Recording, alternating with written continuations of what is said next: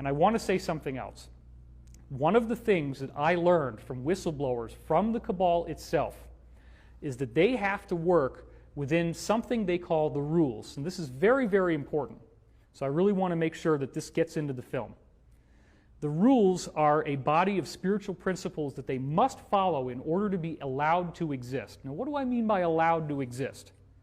I mean that they are aware that there are benevolent forces that will prevent them from achieving their goals unless we give them permission to enslave us. The rules state that they have to tell us what they're doing.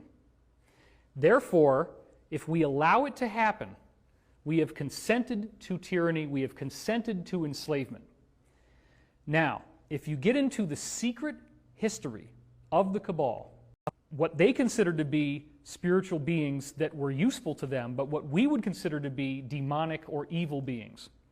These beings need to be accessed through a very complex set of rituals and ceremonies. You cannot just ask for them to show up. You have to follow very elaborate and specific protocols. If you follow those protocols, it's like having an IP address, which is what we use to go online in order to notate a website. Every website has its own IP address. These spiritual beings, such as Baal and Moloch, which they still do ceremonies for today, such as in Bohemian Grove, there is a giant effigy, stone effigy of an owl. That's the god Moloch.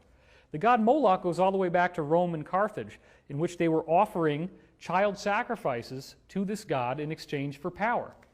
So John Dee rediscovered the technology of how to draw the magic circles, how to say the right incantations, how to actually do black magic on a governmental level. This is what people are going to have so much trouble with once disclosure happens, is that these people actually practice black magic, and they are very, very good at it.